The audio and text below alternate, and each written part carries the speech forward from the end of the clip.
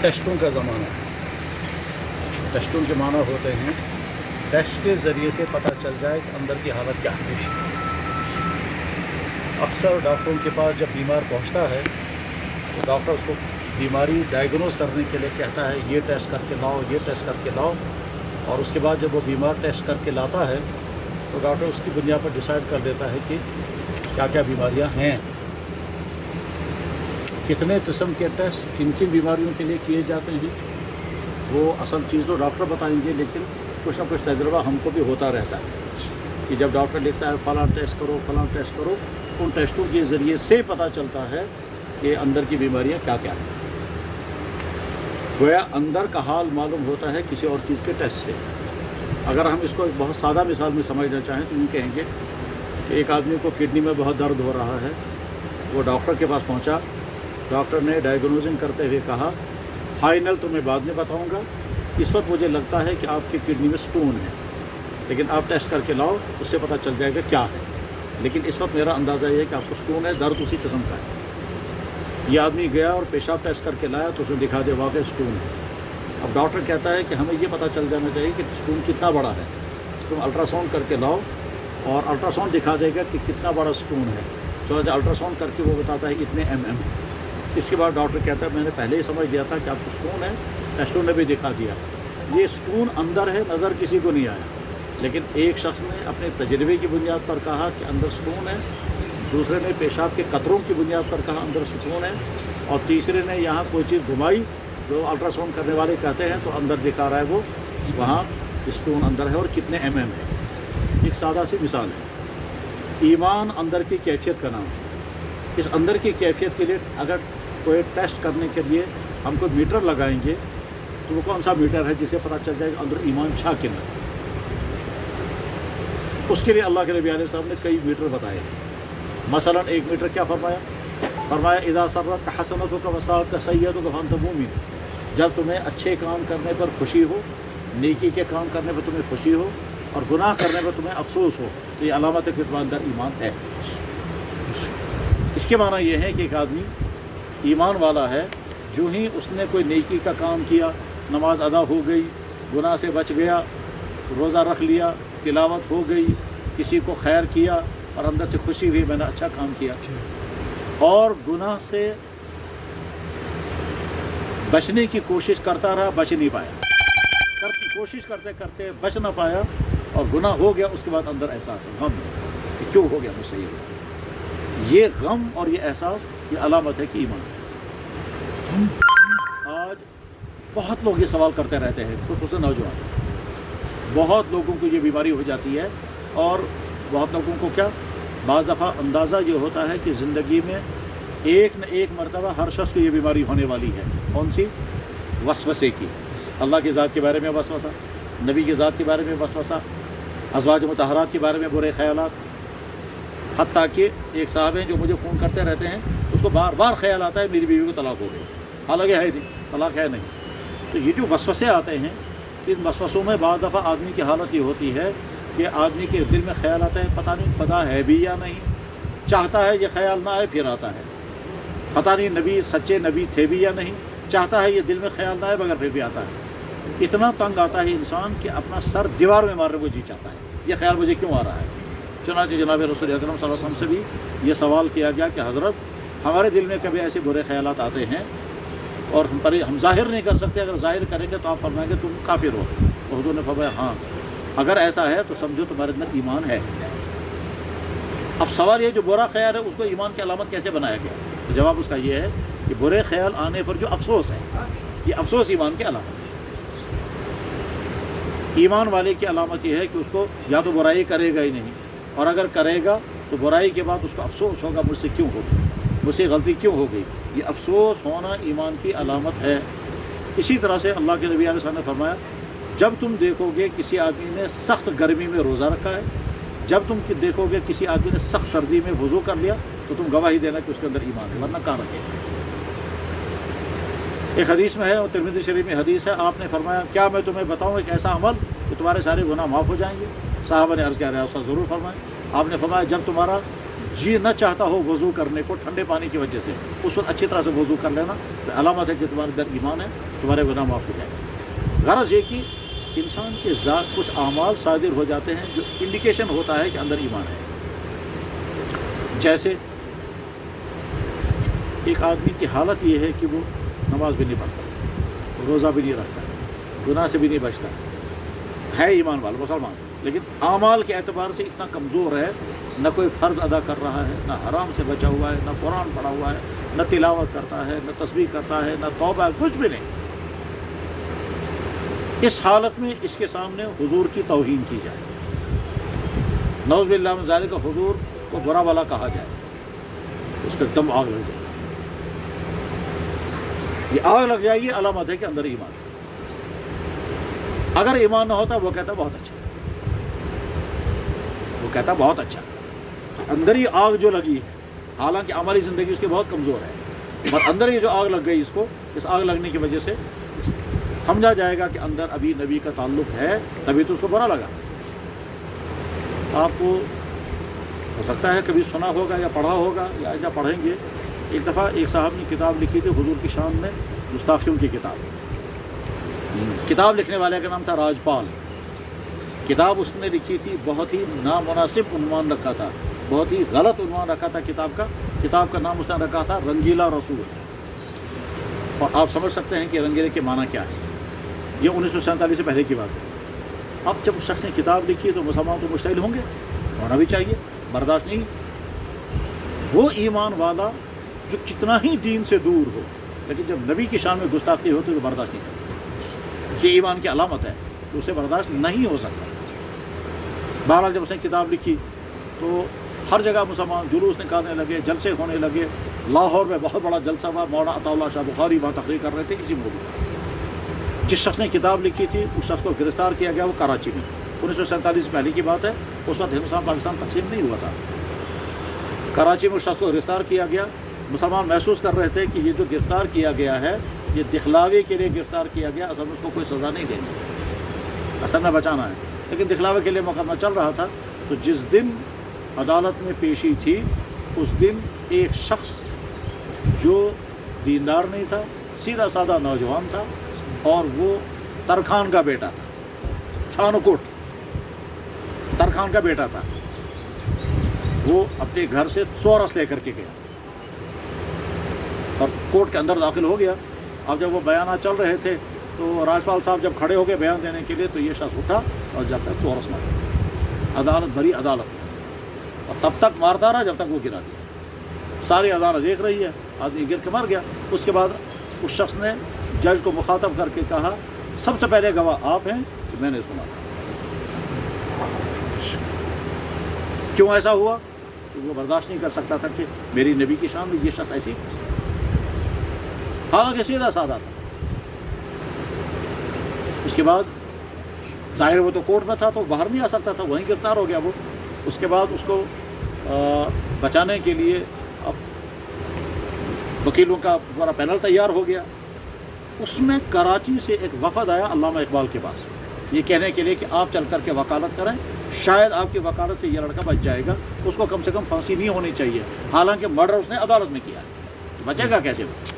بہرحال اس وقت علامہ اقبال نے کیا کہا، جملہ اس نے علامہ اقبال نے بولا تھا، ترخانہ دا منڈا بازی لے گیا، اسی گلاں کر دے رہ گئے،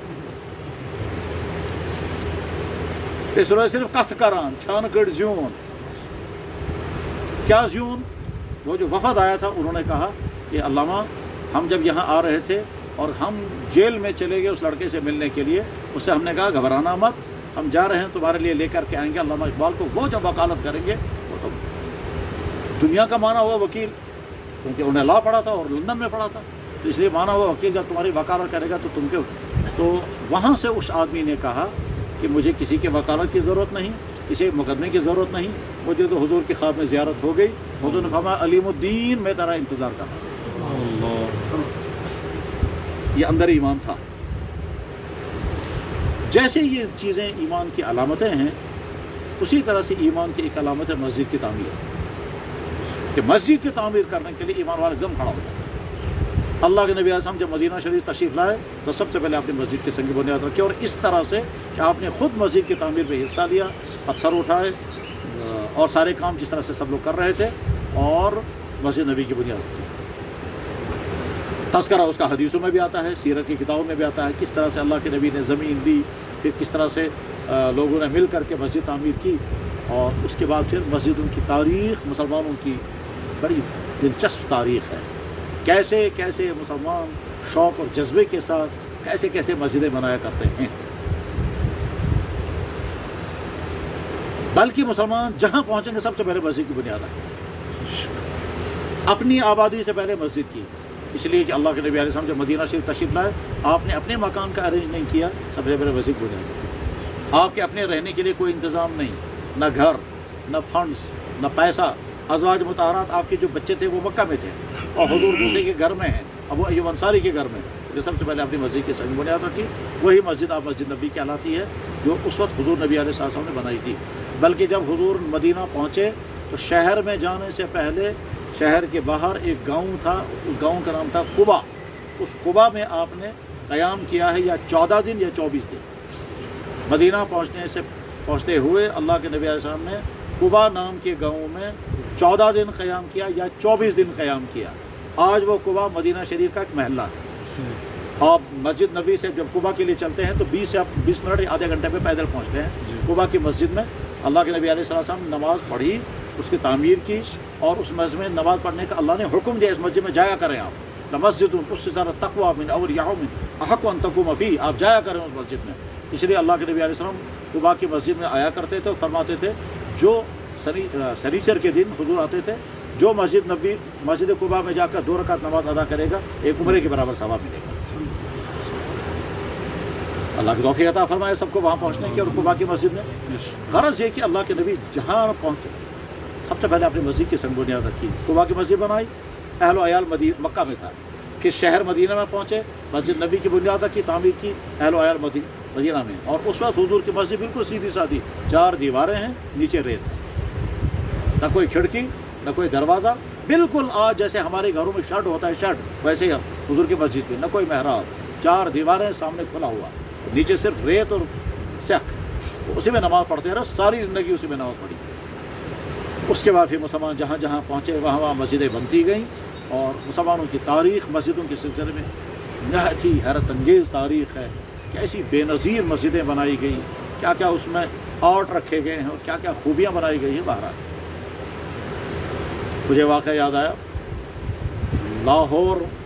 لاہور میں ایک جگہ کے بارے میں مسلمانوں اور سکھوں کے درمیان ڈسپیوٹ ہو گئی۔ سکھوں کا کہنا یہ تھا کہ یہ ہمارا ہے، اور مسلمانوں کا کہنا یہ تھا کہ ہمارا ہے، یہ مسجد کی جگہ ہے، وہ کہتے تھے گردوارے کی جگہ تھی، وہ مسجد کی جگہ، وہ زبردستی کہتے تھے کہ ہماری، کیونکہ سکھوں کا راج چل رہا ہے۔ آپ جانتے ہیں کشمیر میں بھی کچھ سالوں تک سکھوں کا دور رہا ہے، اور انہوں نے بدترین مظالم یہاں اس وقت کیے ہیں، یہاں تک کہ جامع مسجد میں گھوڑے باندھے گئے تھے، استبل بنایا گیا تھا جامع مسجد کو۔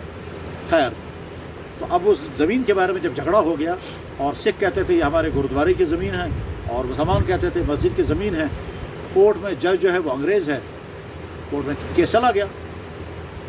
جج نے دونوں طرف کی باتیں سن کر کے کہا بھائی ہم کل کمیشن بھیجیں گے جو رپورٹ دے گا کہ وہاں پر کیا ہے۔ چنانچہ اگلے دن کمیشن آنے والا ہے وہاں دیکھنے کے لیے، اگر مسجد ہے تو مسلمانوں کو دی جائے گی، اور اگر کچھ نہیں ہے تو گردوارہ۔ کمیشن کو کل آنے والا ہے۔ عصر کے بعد محلے والوں نے مشورہ کیا، کل صبح کمیشن آئے گا، ہم کیا کریں؟ یہاں کچھ نہیں ہے، فیصلہ ہو جائے گا یہ گردوارہ ہے۔ چنانچہ مغرب کی فیصلہ ہوا ہم مسجد تعمیر کریں گے۔ مغرب کے بعد تعمیر سٹارٹ ہو گئی، فجر کی اذان کے بعد مسجد مکمل ہو گئی۔ اگلے دن جب کمیشن آیا تو وہاں مسجد کھڑی، رپورٹ چلی گئی، مسجد کا فیصلہ ہو گیا۔ اسی واقعے کی بنیاد پر علامہ اقبال نے کہا تھا مسجد تو بنا دی شب بھر میں، ایمان کی حرارت والوں نے، من اپنا پرانا پاپی تھا برسوں میں نمازی بن نہ سکا۔ ٹھیک، وہ تو مسجد ہی تھی، وہ زبردستی اس کو لے رہے تھے۔ ہمارے بزرگوں کی جہاں ہمارے بڑے بڑے علمی ادارے ہیں، سہارنپور और मुजफ्फरनगर, वहाँ हमारे बड़े बड़े इल्मी इदारे दारुल उलूम देवबंद डिस्ट्रिक्ट सहारनपुर में है, और दूसरे बहुत सारे मदारस मुजफ्फरनगर में हैं। अंग्रेज़ों के ज़माने में एक मस्जिद के बारे में झगड़ा हो गया मुसलमानों और हिंदुओं में। हिंदू कहते हैं ये हमारे मंदिर की ज़मीन है, मुसलमान कहते हैं ये मस्जिद की ज़मीन है। मुसलमान अपना दावा पेश कर रहे हैं, हिंदू अपना दावा पेश कर रहे हैं। जज अंग्रेज़ है। जज ने मुसलमानों से पूछा, इन हिंदुओं में कोई आदमी ऐसा है जिसकी गवाही आप लोग मान लो, जो वो कहेगा आप उसको तस्लीम कर लो?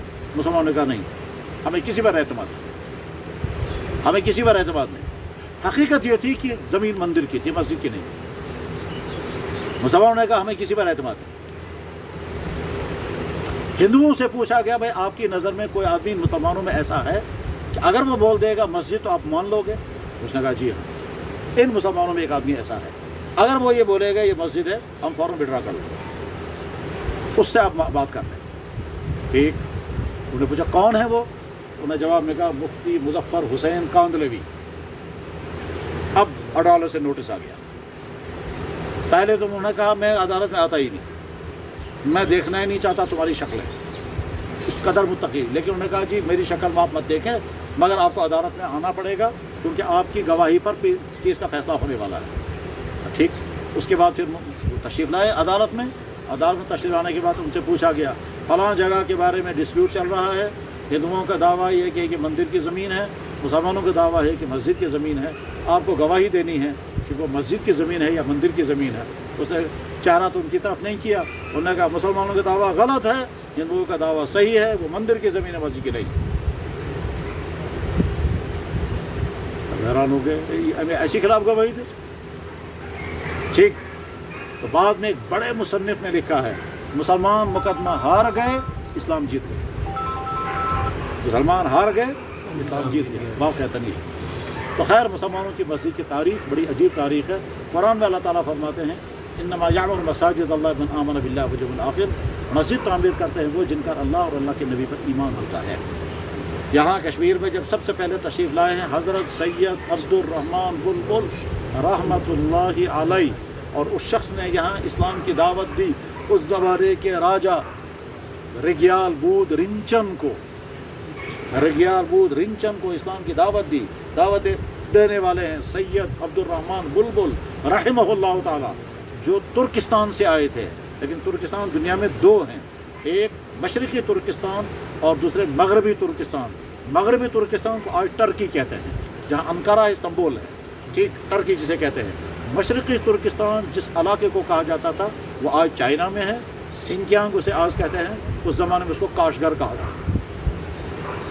अल्लामा इकबाल ने अपने शेर में कहा है एक हो मुसलमान नील, एक हो मुसलमान हरम की पासबानी के लिए नील के साहिल से ताबखा के काशगर। ये काशगर वही है, ये चाइना में है। तो चाइना से आए थे ये सैयद अब्दुर रहमान बुलबुल सैयद ज़ादोस मुझे यहाँ तशरीफ़ लाए, और उनके आने पर रिंचन मुसलमान बना।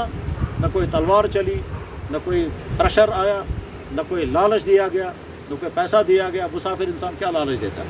तो राजा थे, और 2-2.5 घंटे की गुफ्तगू के बाद रिंचन मुसलमान हो गए, और उसका नाम रखा गया सदरुद्दीन। और मुसलमान होने के बाद सबसे पहले उन्होंने वहाँ मस्जिद बनाई। आज भी बुलबुल लंकर की मस्जिद उसी जगह बनाई, वही वो बुजुर्ग दफन भी है। सैयद अब्दुर रहमान बुलबुल का जाए दफन बुलबुल लंकर। उसके बाद वो सदरुद्दीन, उसकी वफ़ात हो गई, वो भी वहीं दफन है। ये कश्मीर में पहली मस्जिद थी और पहली कब्रें थी जो इस्लाम की बुनियाद वहाँ से बनी है। तुमचे कब्र विंकनस थे वैसे से लोग बनाउन अमत आस्थान, तो वहाँ अंदर वह है अब्दुर रहमान बुलबुल, और अंदर मदफून है पहला कश्मीर का राजा मुसलमान जो पहले रिग्याल बूद रिंचन था, और वो बुद्धिस्ट था, और बाद में उसका नाम रखा गया सदरुद्दीन। और सदरुद्दीन के वफ़ात के बाद फिर यहाँ क्या हालात हुए और किस तरह से हुए, फिर सुल्तान शमसुद्दीन की हुकूमत बनी, और सुल्तान शमसुद्दीन के ख़ानदान ने फिर यहाँ हुकूमत की 250 साल तक। तो मैं छोड़ा शाहमीरी दौरे हुकूमत। शाहमीरी दौरे हुकूमत के मशहूर बादशाह गुजरे हैं सुल्तान अलाउद्दीन, सुल्तान सिकंदर शाह, सुल्तान हैदर शाह और सुल्तान ज़ैनुल आबदीन बड़ शाह, जिसने 50 साल हुकूमत की। इसी ख़ानदान का एक फ़र्द था वो। उसके बाद हज़रत शाह हमदान रहमतुल्लाह ताला तशरीफ़ लाए, और उसके बाद शाह हमदान तशरीफ़ लाए, मगर वो यहाँ रहे नहीं, वापस गए, फिर आए, फिर गए, फिर आए। तीसरी मरतबा जब वो वापस गए तो उनका इरादा था कि मैं अब आखिरी मरतबा वहाँ सबसे मुलाकात करके आऊँगा और कश्मीर में हमेशा के लिए बसूँगा। ये was तमन इरादा। मगर येल्ले तुम वापस गए खुदा सुन फैसला ओस ये कि तिम हेकन पन्ने जाय वातित रास्ते में खतलान के मकाम पर हर शाह हमदान की वफात हो गई। उस वक्त उनका बेटा था मीर मोहम्मद हमदानी, 22 साल का नौजवान लड़का था। तो मीर मोहम्मद हमदानी को शाह हमदान ने हवाले कर दिया। तुम मुरीद ते इसमें, तुम शागिर्द ते इसमें, तुम खानदान वाले ते इसमें। खानदान वालों से कहा भाई मेरा बेटा आपके हवाले है। मुरीदों से कहा इसकी रूहानी तरबियत करते रहना। शागिर्दों से कहा इसको सारा इल्म दीन सिखाना। चुनांचे मीर मोहम्मद हमदानी कुछ अरसे के बाद जब कश्मीर आए सबसे बड़े आलिम बनकर और यहाँ उनका इस्तकबाल हुआ। मीर मोहम्मद हमदानी बड़ी पीर साहब निचू हजरत शाह हमदान के साहिबजादे मीर मोहम्मद हमदानी रहमतुल्लाह ताला तशरीफ़ लाए और यहाँ आने के बाद फिर उन्होंने जो कारनामे अंजाम दिए उन कारनामों में से एक कारनामा क्या है, मस्जिद आली मस्जिद जिस ईदगाह से मीर मोहम्मद हमदानी रहमतुल्लाह ताला ने इंतज़ाम किया यहाँ ईदगाह का और कब्रिस्तान का। कब्रिस्तान गो मलका ईदगाह अलबत्ता तुम तमी वोन कशर हसा कर नत खुर्द बुर्द सह ब्रो कन क्या क्या खुर्द बुच गोमुत अड़िस बनो क्या था अड़िस बनो क्या था मलखास मज सड़क कड़स मकान बनास क्या क्या कोरस वही। तो मीर मोहम्मद हमदानी आए और मस्जिद की संग बुनियाद रखी। शाह हमदान रहमतुल्लाह ताला जहाँ लोग कलमा पढ़ाया था उस जगह मस्जिद बनाई गई। जिन्होंने कलमा पढ़ा उन्होंने वहाँ मस्जिद बनाई जिसको कहते हैं खानका है। यहाँ ये इदारा है। बहुत अरसा पहले यहाँ मैं आया था, उस दिन भी आना मेरा बड़ा अजीब हुआ था। यहाँ से मुझे फ़ोन कर रहे थे ये तशु जलसा तुझा यून मैं तो भैया। दूसरे दिन फिर फ़ोन करते हैं तो ये हुआ मैं तो बसा जिमा। तीसरे दिन फिर फ़ोन करते हैं तो छुआ यून मैं तो बसा यून। फिर कहते हैं ये तशु मसला का तुम मस्त पुरसुन नफर तुम मस्त पुरसुन मैं तो बसा भैया प्रिसिन सु मसला क्या है। फिर फ़ोन करते हैं ए तो छुआ यून मैं तो बसा यम हसा यम मैं वाद दितमुत तो ये नफर तुम मसला पुरसुन मैं तो बसा ठीक है मसले तो प्रिसिन क्या मसला है। मतलब ये उसके बाद सुबह भी फ़ोन करते हैं शाम भी फ़ोन करते हैं ये तशु नफर तुम मसला पुरसुन बस है ना भाई क्या यूत मसला अम सुन जरूरी में रेफरेंस दिवान तुम जलसस मज यून ये नफर अम मसला पुरसुन। वैसे ऐसा कभी हुआ था नहीं है लेकिन हो रहा था। तो मुझे जहन में बार बार आता था क्या नफर अमिस क्या मसलो यम वि वन जलसस मज यून से वन ये नफर अमिस मसला। खैर आया मैं तो चूँकि यहाँ जलसा चल रहा था शायद हमारे मुफ्ती अयूब साहब बयान कर रहे थे। मैं जब कहीं किसी कमरे में अंदर बैठा तो बस बनू से कह नफर यूस मसलो हुआ बस ठीक है आ गया। जब वो सामने आया तो सामने आने के बाद मुझे रोना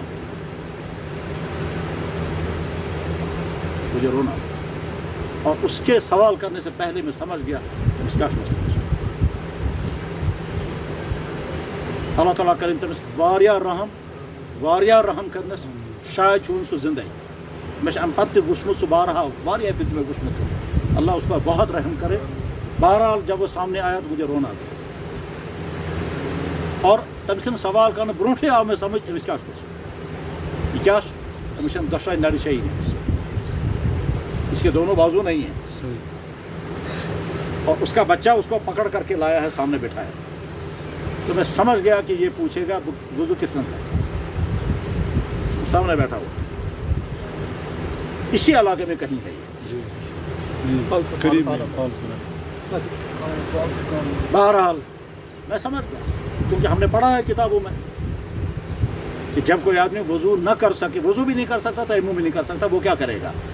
जुस इंसान न है कि वुज़ू करे न है कि तयम्मुम करे तम सन खतर शरई हुक्म क्या पे फौरन तक सवाल वुज़ू क्या कर तयम्मुम क्या कर तथ जवाब अत शक्ल।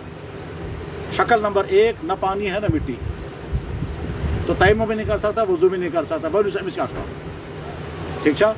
शक्ल नंबर 2 पानी भी है मिट्टी भी है मगर अथ गो।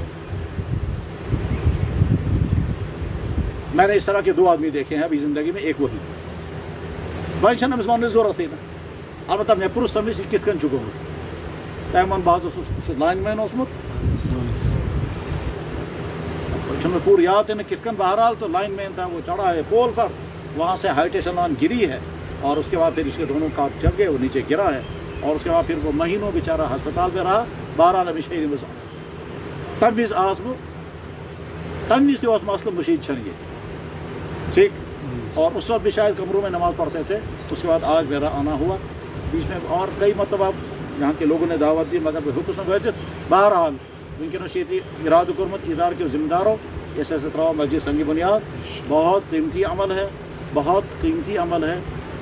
یاد گژھِ تھاوُن اکھ عمل چھُ آسان سُہ ییٚمیُک اثر أکِس دۄہس اکھ عمل چھُ آسان سُہ ییٚمیُک اثر أکِس ہفتس أڑۍ عمل چھِ آسان تِم ییٚمیُک اثر رٮ۪تس ؤرِیس 2-4-5 ؤرین اور أڑۍ عمل چھِ آسان تِم ان کے اثرات نسل در نسل حتیٰ کہ صدیوں تک بھی چلتے ہیں. کچھ اعمال ایسے ہیں ان کا اثر صدیوں تک چلتا ہے. ان اعمال میں سے ایک عمل ہوتا ہے نکاح اور ایک عمل ہوتا ہے مسجد کے سنگ بنیاد. مشید یل سنگ بنیاد تراؤنا ہو مطلب وہ قیامت تک کے لیے مسجد خدا کا گھر بن گیا. پتہ چاہے مشید کھڑا روزتن تھی یا مت ٲسۍتن اگر خدا نخواستہ مسجد وہ ٲس نہٕ کُنہِ تہِ وجہ سۄ چھِ وٕنہِ تہِ مشید چھُنہٕ کنسٹرکٹ سزن تھاوُن مشید تک زمینس نہ. اس لیے یا جائے مرحوم بابری مسجد سۄ چھِ وٕنہِ تہِ مسجد چاہے کچھ بھی ہو جائے چاہے کتنے ہی فیصلے ہوں چاہے کتنے ہی کچھ بھی کیا جائے. اور فاصلہ لکھنے والن تہ پانہ پتہ اَسہِ یُس فاصلہ لیوکھمُت چھُ تتھ چھنہٕ کٕہٕنۍ بیس. تِم تہِ زانان یہ کیا اس کی کوئی بیس نہیں ہے بس یہ صرف ہوائی ہے. چاہے تم 8,000 صف کیا 8,000 صف چھ بابری مسجد کا فیصلہ ججمنٹ ٹھیک بیس اس کی میں کچھ نہیں. 12 جو اور اگر خدا نخواستہ کسی جگہ کے مسلمانوں نے غیر شرعی زمین لی اور اس پر مسجد بنائی اسلام یہاں سے کہتا ہے یہ مسجد نہیں ہے. تتھے کن یتھ کن اگر کوئی انسان کسی کو جبرن کلمہ پڑھایا گیا اسلام کہتا ہے یہ مسلمان ہے ہی نہیں. دنیا کے لوگوں کو کہنے کی ضرورت ہی نہیں جناب لا جیسے لا جہاد ہو رہا ہے اور دنیا کے لوگوں کو کہنے کی ضرورت نہیں تلوار سے اسلام پھیلتا ہے. جو لا جہاد سے اسلام پھیلے گا اور تلوار سے وہ اسلام ہے ہی نہیں. اسلام ایسے مسلمان کو ایکسیپٹ ہی نہیں کرتا ہے جس نے کسی دوسرے چکر میں آ کر کے اسلام قبول کیا ہو چاہے کسی عورت کے چکر میں یا کسی شوہر کے چکر میں یا کسی پیسے کے لالچ میں یا تلوار کے دباؤ میں آ کر کلمہ پڑھا. وہ اسلام نہیں ہے. اسلام وہ ہے جو دل سے لا اکراہ فی الدین دین میں کوئی جبر نہیں دل کی رضامندی سے جو مسلمان بنے گا وہ مسلمان ہوگا. تو بہرحال اس وقت یہاں مسجد کے سنگ بنیاد رکھنا ہے. ہم شوق کے ساتھ اس میں شرکت کریں گے. پگہ اس آسو نہ بلکہ سائن نسل تہ آسن لیکن مشید آسہ اللہ یہ کہ کہاں ظالم مسلط گژھِ سُہ چھُ دوٚیِم چیز ورنہ مسجد قیامت تک مسجد رہتی ہے. حتیٰ کہ مملکت اسلامیہ کا امیر المومنین جس کے اختیارات بہت زیادہ ہوتے ہیں اس کو بھی حق نہیں ہے مسجد کو اپنی جگہ سے ہٹا سکے. اس کو بھی حق نہیں ہے کہ مسجد کو اپنی جگہ سے ہٹا سکے. مسجد نبوی حضور نے مسجد سے اس مسجد نبوی کی توسیعیں کب ہوئی ہیں. مسجد نبی کی تعمیر کے بعد توسیع کب ہوئی. جواب پہلی توسیع اللہ کے نبی نے خود کی. مسجد نبی نے بنے 7ویں بات کو محسوس کہ مسجد چھوٹی پڑ گئی تو حضرت فرماؤ یہ پیر کی زمین ٹکڑ چکا کہاں خدا سن بن کیسے کھڑا یہ زمین ہم سے ہم لے لیتے مسجد میں شامل کرتے حضرت عثمان حضرت میں حاضر. چنانچہ وہ زمین خریدی اور مسجد میں شامل کر لی گئی. تو مسجد میں ایکسٹینشن ادھر کو ہوا. یہ محراب ہے یہ مسجد نبوی ہے. ادھر سے حضور کے حجرہ مبارکہ ہیں حضرت عائشہ کا حضرت حفصہ کا کمرہ اور ادھر سے ایکسٹینشن ہو گئی. تو فرسٹ ایکسٹینشن حضور کی موجودگی. اس کے بعد حضور دنیا سے تشریف لے کے صدیق اکبر خلیفۃ المسلمین مسجد نبی وہی. پھر صدیق اکبر تشریف لے کے حضرت عمر فاروق کا زمانہ آ گیا. فاروق اعظم کا دور خلافت ہے. فاروق اعظم کے دور خلافت میں اسلام ملکوں تک پہنچا. تو فاروق اعظم تمو کو ارادہ مسجد ہے لکٹ گمز اس میں ہم ایکسٹینشن کریں گے. اس ایکسٹینشن کرنے میں ادھر سے صدیق اکبر کا مکان بھی آ رہا تھا اور حضرت عباس کا مکان بھی آ رہا تھا. صدیق اکبر رضی اللہ عنہ تو وفات پا چکے تھے اسے ان کے مکان کو اندر شامل کرنے میں کوئی مشکل نہیں آئی. حضرت عباس زندہ تھے. صدیق اکبر کے بیٹوں نے کہا عبد الرحمن اور محمد. صدیق اکبر کے 2 بیٹے عبد الرحمن اور محمد ان دونوں کا حضرت پیشکش. حضرت عباس نے کہا میرا مکان ہے میں اپنے مکان کو مسجد نبی کے پڑوس میں اس کو چھوڑ نہیں سکتا. حضرت عمر فاروق نے عرض کیا حضرت آپ حضور کے چچا مبارک ہیں میں گستاخی نہیں کر سکتا میں اپنے گھر کے لیے نہیں مسجد کے لیے لے رہا ہوں. آپ درخواست ہے مکان چھوڑ دیں آپ, اس میں معاوضہ آپ کو جو کچھ ملے گا بیت المال آپ کو معاوضہ ادا کرے گا, مگر مسجد رہے جیسے کم. اس نے کہا سوال ہی نہیں بتا, میں نہیں چھوڑوں. حضرت عمر بن خطاب تھے, جہاں تو شیطان بھی گھبرا جاتا ہے. حضرت عمر بن خطاب نے جلال میں آ کر کہا حضرت آپ حضور کے چچا مبارک ہیں, میں آپ کو کمرے میں بند کر دوں گا اور مکان ہٹا کر کے مسجد میں شامل کر دوں گا, مگر میں وہ نہیں کروں گا کیونکہ آپ حضور کے چچا ہیں, مگر مجھے طاقت ہے اور میں غلط نہیں کروں گا کیونکہ میں مسجد کے لیے شامل کر رہا ہوں. آپ کا انڈیویجول مکان ہے, انڈیویجول مکان کہیں بھی بن سکتا ہے, مسجد تھوڑے ہم یہاں سے اٹھا کر لے جا سکتے ہیں. بہہ کہ یہ کرے مگر تکار نہ ہو, تب منستر کیا کرا, پھر کیا کریں گے آپ؟ ادھر سے حضرت عمر جانتے تھے کہ حضور کے چچا ہیں اور حضرت حضور جان اور احترام بھی کرتے تھے, کرنا بھی چاہیے. چنانچہ ایک مرتبہ جب بارش نہیں ہوئی, قحط سالی آ گئی, تو حضرت امیر المومنین نے حضرت عباس کو سامنے کھڑا کیا اور دعا کرتے ہوئے کہا یا اللہ آپ کے نبی ہوتے, ان کو ہم سامنے کھڑا کر کے آپ سے درخواست کرتے بارش اتار دیں. آپ کا نبی نہیں ہے, نبی کا چچا یہ ہے, نبی کا چچا ہم آگے کھڑا کر کے یا اللہ بارش اتار دیجیے. یا اللہ میں نے گناہوں سے کیا شوت پانس امتس مصیبت رومت کیا شکایت سے لی. اور حضرت عمر ان زمانے میں بالکل نہیں کھاتے تھے, اس لیے نہیں کھاتے تھے, وہ کہتے تھے لیکن جو گھر پھاک کس طرح کھاتے, لوگوں کے گھروں میں پھاکے میں کیسے کھاؤں. خیر ایک دفعہ جب کئی دن ہو گئے پھاکے اور چل نہیں پا رہے تھے تو ایک شخص حلوہ بنا کر کے لائے. حلوہ خشک اوٹ, کھجور, گیہوں, جو کا آٹا, کھجور اور اس میں گھی ملا کر کے لایا. حضرت آپ کے لیے لایا ہوں, آپ کمزور ہو گئے ہیں. تو انہوں نے فرمایا مدینہ شہر کے ہر گھر میں یہ کھانا ہے. انہوں نے کہا حضرت قحط سالی ہے, کھانا کہاں ملے گا. حضرت عمر فاروق نے کہا جب مدینہ کے گھروں میں یہ کھانا نہیں ہے عمر کیسے کھا سکتا ہے, امیر المومنین ہونے کے باوجود نہیں کھایا. خیر تو حضرت عمر حضرت عباس کے سامنے کھڑا کر کے کہتے تھے حضرت یا اللہ اگر نبی صاحب پان موجود آسان بکارا تمہیں برونٹ کھڑا تہند وصال تو کرا اس دعا کیونکہ تم نہ صحیح تہن چچ باب صاحب ٹھیک ہے کوری برونٹ میں کھڑا. بہرحال احترام اتنا تھا. ادھر سے کہہ رہے ہیں مسجد میں مکان دے دو, انہوں نے کہا میں مکان نہیں دوں گا. حضرت عمر نے کہا میں آپ کو سائڈ پر کھڑا کر کے مکان گرا کر کے بلا ون کیوں مگر تکر نہ دو. حضرت عباس نے کہا تل کیا کرو اور کیا کریں گے پھر. تو حضرت عمر فاروق نے کہا میں کہوں گا یا اللہ عباس تو مانتا نہیں, یہ آپ کے نبی کا چچا ٹھیک, یہ میں کہوں گا یا اللہ عباس نہیں مانتا, اے عباس کے رب آپ ہی عباس کو منوا لیں, میں تو نہیں منوا سکتا. اگلے دن صبح حضرت عباس آئے, عمر کہاں ہے, لے لو میرا رابطہ, بدو خدا الٹ دلی مسجد نبی بھی شامل ہو گیا. تو سیکنڈ ایکسٹینشن حضرت عمر فاروق کے زمانے میں, تھرڈ حضرت عثمان غنی کے زمانے میں, فورتھ ابو منصور جعفر کے زمانے میں, 7 مرتبہ مسجد نبی میں ایکسٹینشنیں ہوئی ہیں. اس وقت مسجد نبی میں تقریباً 8-10 لاکھ انسان نماز پڑھ سکتے ہیں اور مسجد نبی کی ہر چیز وجوبہ ہے. یہاں تک کہ اس پر تالا جو ہے وہ تالا بھی دنیا میں یونیک تالا ہوگا, دنیا کی ہر چیز جو یونیک ہے وہ وہیں استعمال ہوتی ہے. حتیٰ کہ نیچے جو پتھر ہیں وہ پتھر ماربل ہے, سنگ ماربل سفید, ایسا ماربل ہے کہ جو دھوپ میں بھی گرم نہیں ہوتا. اور مطلب خبر ہے چھوڑ مت یہ دنیا میں کہاں ہے یہ کان جہاں کا ماربل نکلتا ہے تو گرم ہی نہیں ہوتا. دن کے 12 گھنٹے وہ دھوپ میں رہے گا لیکن ٹھنڈا ہی رہے گا. اب خانہ کعبہ میں بھی وہی ماربل ہے اور مسجد نبی میں وہی ماربل ہے.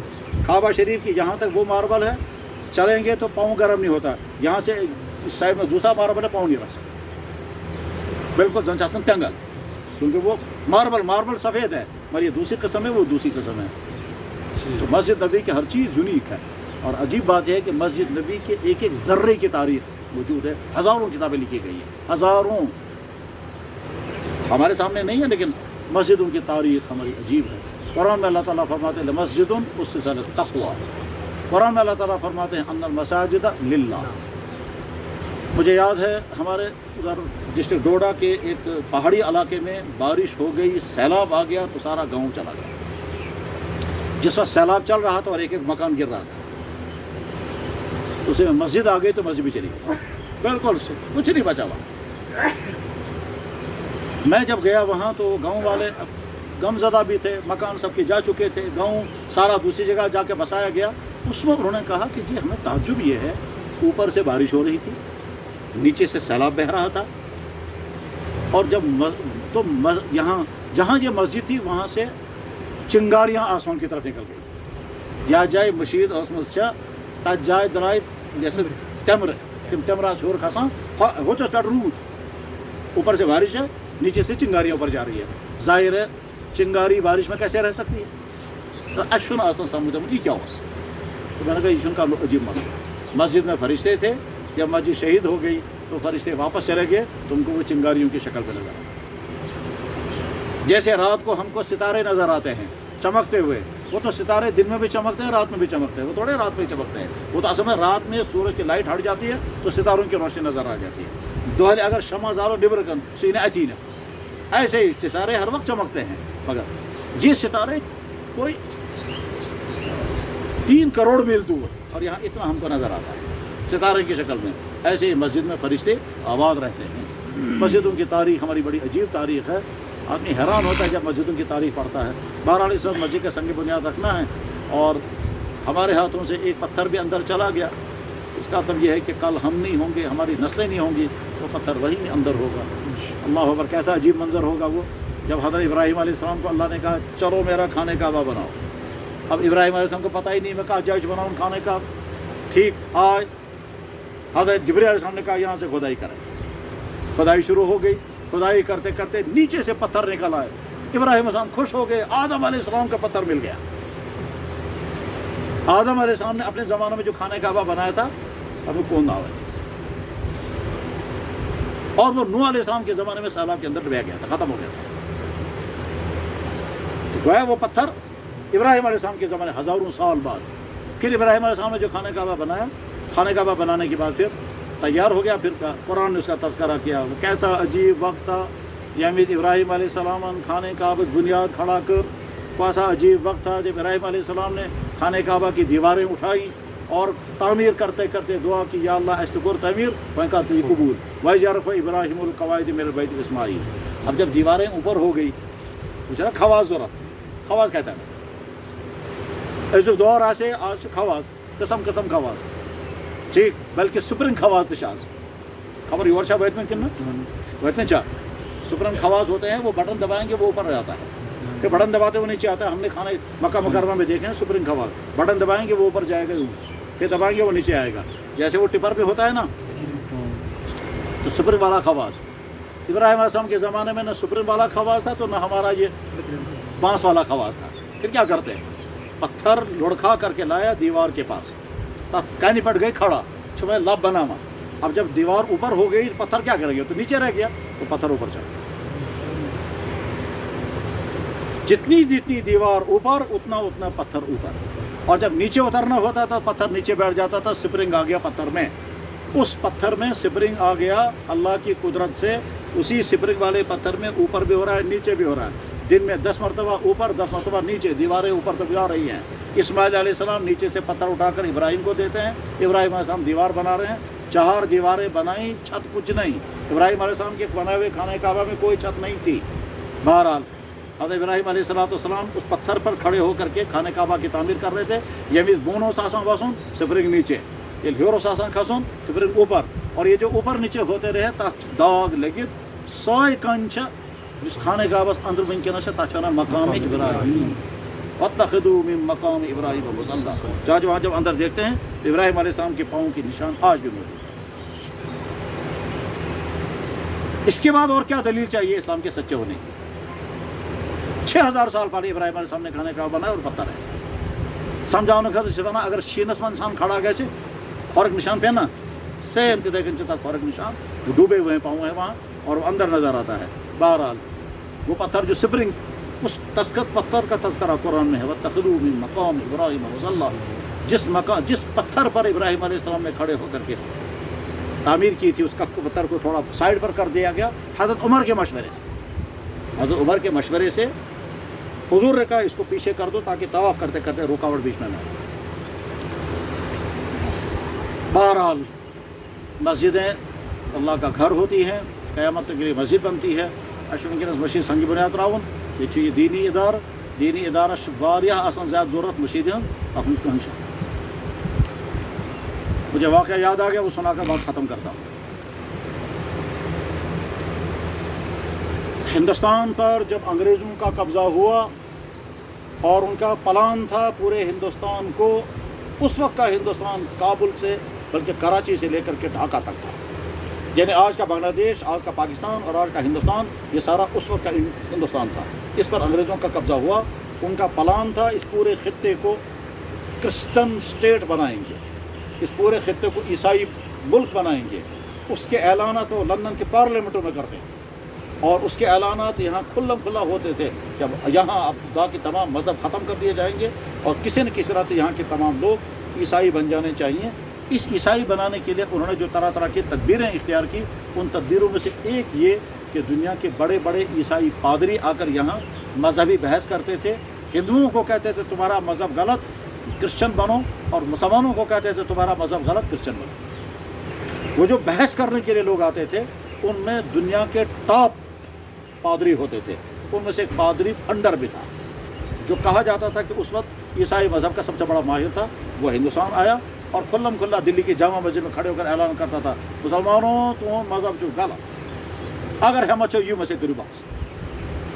لوگ مسجد سے نکلتے تھے، دلی کی جامع مسجد میں لوگ نماز پڑھ کے نکلتے تھے اور وہ سیڑھیوں پر کھڑے ہو کر کہتا تھا غلط ہے تمہارا نبی بھی اور غلط ہے تمہارا دین بھی، آؤ مجھ سے بحث کرو۔ چونکہ اس وقت کے تمام یہاں کے لوگ جو ہے وہ مظلوم تھے، انگریزوں نے ظالمانہ قبضہ کیا تھا اور قتل عام کیا تھا اور 50,000 تو علماء مار دیے تھے تاکہ ادوسنا اسلام باقی روز نہیں نہ مولوی تو قسم ختم تھے، اسلام تو مقبول، جو داڑھی والا ملتا تو اس کو قتل کر دیتے۔ انگریزوں کی تاریخ یہی ہے۔ ہندوستان پر انگریزوں کے قبضے کی داستان، اس پر ہزاروں کتابیں لکھی گئی ہیں۔ بہرحال پادری فنڈر کھلم کھلا اعلان کرتا تھا اگر تمہارے مولویوں میں ہمت ہے آ جائے مجھ سے بات کرنے کے لیے۔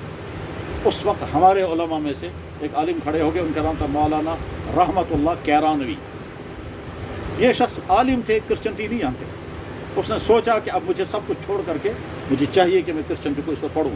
چنانچہ مولانا رحمت اللہ نے کرسچنٹی کی اسٹڈی شروع کی، اتنی کرسچنٹی پڑھی کہ دنیا میں کوئی پادری ان سے زیادہ عیسائیت کو نہیں جانتا،